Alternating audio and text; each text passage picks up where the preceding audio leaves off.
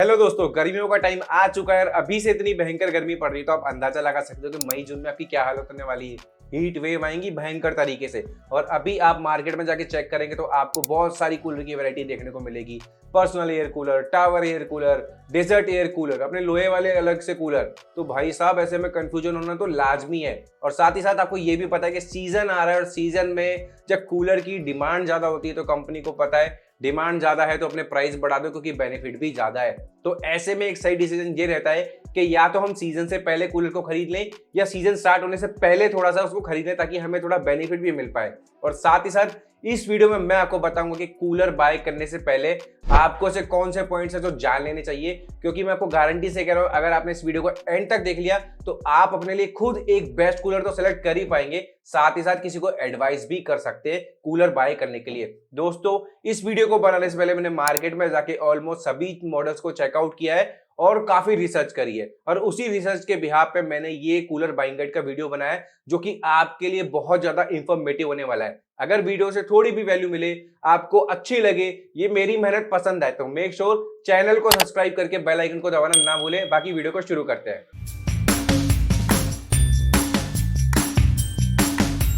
तो सबसे पहले बात करते हैं दोस्तों टाइप्स ऑफ कूलर की। तो मार्केट के अंदर आपको 3 टाइप के कूलर देखने को मिलते हैं। पहला है टावर एयर कूलर।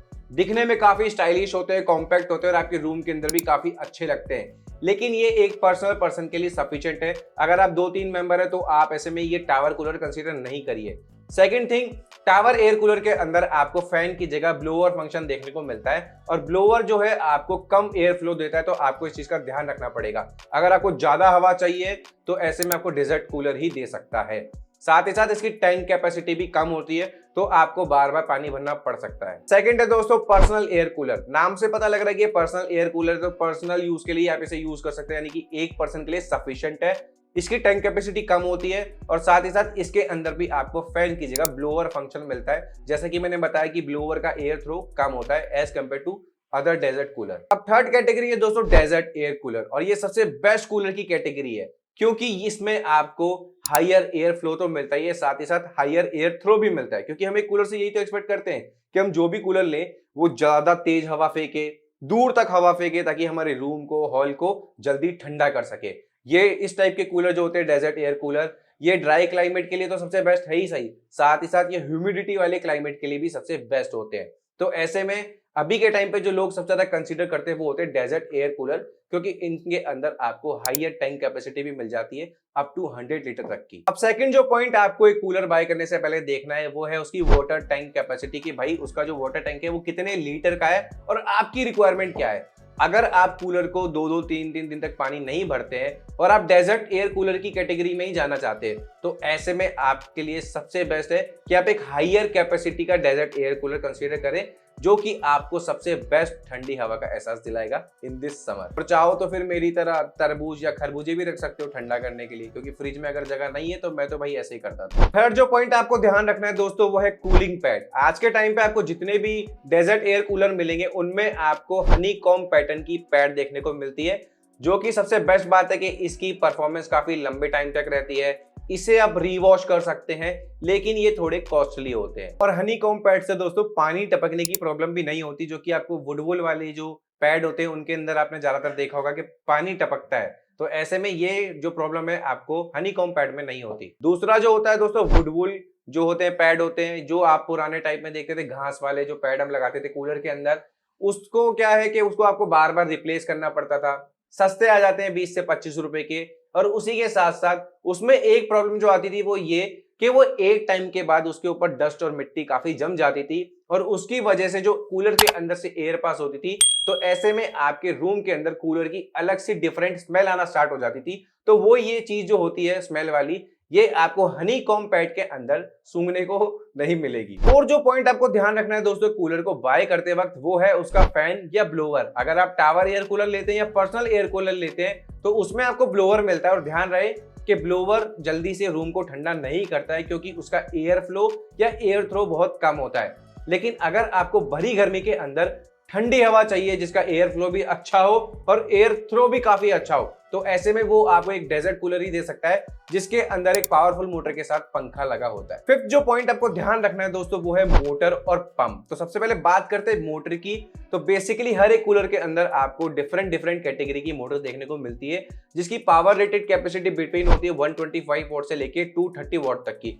तो ऑफ कोर्स सी बात है, जितने ज्यादा वॉट का पावरफुल मोटर होगा वो उतनी ही अच्छे से आपको पंखे को फास्टली घुमाएगा और पंखा आपको हायर एयर फ्लो और एयर थ्रो देगा। लेकिन आपको ये भी देखना है कि उसके साथ ओवरलोड प्रोटेक्शन जैसा फीचर भी मिले। साथ ही साथ आपको ये भी कंफर्म करना है कि जो भी कूलर आप बाय कर रहे हैं उसके अंदर लगी जो मोटर है उसके अंदर कौन सी बाइंडिंग है, मतलब कि इसके अंदर कॉपर बाइंडिंग हो रखी है या एल्यूमिनियम बाइंडिंग हो रखी है।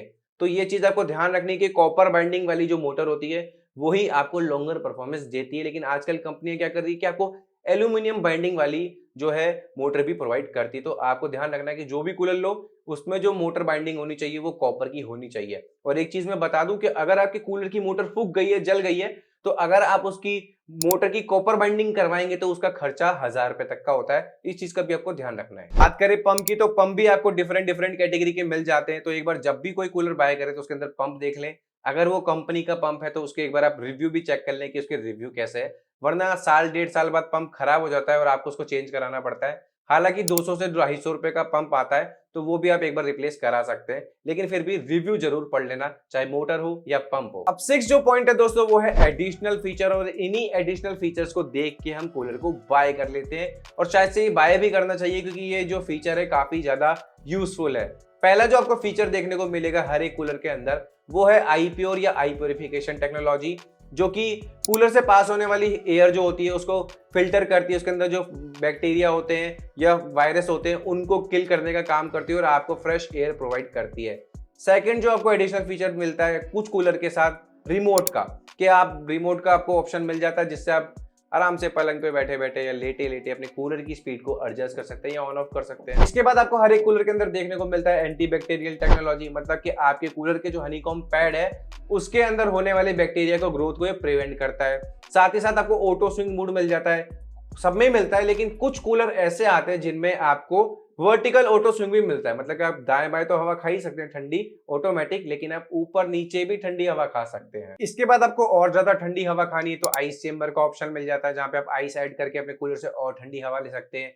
इजी मूवेबिलिटी के लिए आपको कास्टर व्हील्स मिल जाते हैं। अगर आपके घर में इन्वर्टर लग रहा है और सडन लाइट चल जाए तो इन्वर्टर कंपैटिबिलिटी भी मिल जाती है, और साथ ही साथ 3 स्पीड सेटिंग जैसे ऑप्शन, ऑटो वाटर फिल जैसे ऑप्शन आपको मिल जाते हैं। मतलब बस उसमें कंडीशन ये होगी कि आपको आपके कूलर को नल से पाइप के थ्रू कनेक्ट करके रखना पड़ेगा और आपका कूलर ऑटोमेटिक फिल होता रहेगा।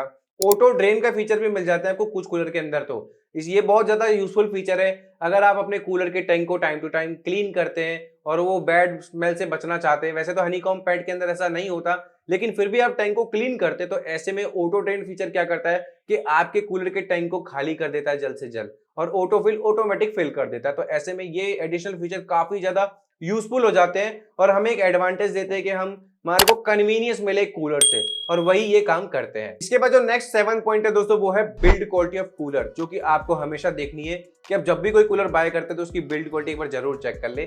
साथ ही साथ कोड लेंथ भी चेक कर ले कि भाई उसकी कोड लेंथ कितनी है। एक तो आपको एक्सटेंशन यूज करना पड़ सकता है साथ में, और दूसरी बात दोस्तों जब भी आप एक कूलर लेते तो एक चीज आप मिस कर देते हैं, वो है इसके नॉइस लेवल, जो कि आपके लिए एक बड़ी प्रॉब्लम बन सकती है। अगर आप एक कूलर के सामने बैठ के कंटेंट भी वॉच कर रहे हो और आपको अच्छे से आवाज नहीं आ रही तो क्या ही मजा, कूलर का थोड़ा सा साइलेंट होना भी बनता है। तो ऐसे में जब भी आप एक डेजर्ट एयर कूलर लेते तो मिनिमम जो उसके नॉइस लेवल होने चाहिए वो 30 डेसिबल तक होने चाहिए, और मैक्स जो होने चाहिए वो 45 डेसिबल तक होने चाहिए। उससे ज्यादा होंगे तो मैं आपको कह रहा हूं कि आपको प्रॉब्लम हो सकती है। लास्ट नॉट द लीस्ट दोस्तों वारंटी, जो कि आपको हर एक कूलर पर 1 ईयर की देखने को मिलती है। तो दोस्तों ये वो कुछ ऐसी बातें थी जो आपको एक कूलर को बाय करने से पहले ध्यान में रखनी थी, और अब आप खुद एक एक्सपर्ट बन चुके होंगे कूलर को बाय करने के लिए। आप अपने लिए खुद एक बेस्ट कूलर सेलेक्ट कर सकते हैं आपकी रिक्वायरमेंट के हिसाब से। आई होप आपको समझ में आ गया होगा कि आपको कूलर को बाय करने से पहले कौन से पॉइंट्स को ध्यान में रखना है। आपके सारे डाउट मैंने क्लियर कर दिए होंगे।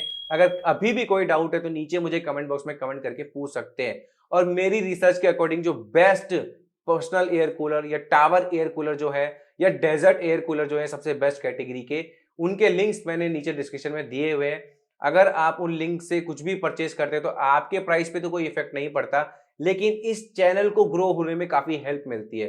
तो मेक श्योर कि जब भी आप कोई भी परचेज करें तो मेरे लिंक को यूज करके करें, ताकि मैं आपके लिए ऐसी वीडियो बना पाऊं, ऐसी रिसर्च कर पाऊं, और आपका सपोर्ट बना रहेगा तो इन फ्यूचर मैं आपके लिए प्रोडक्ट को खुद खरीद के उनकी टेस्टिंग कर पाऊं। बाकी मिलते हैं एक और वीडियो में। थैंक्स फॉर वॉचिंग शॉपिंग बाजार।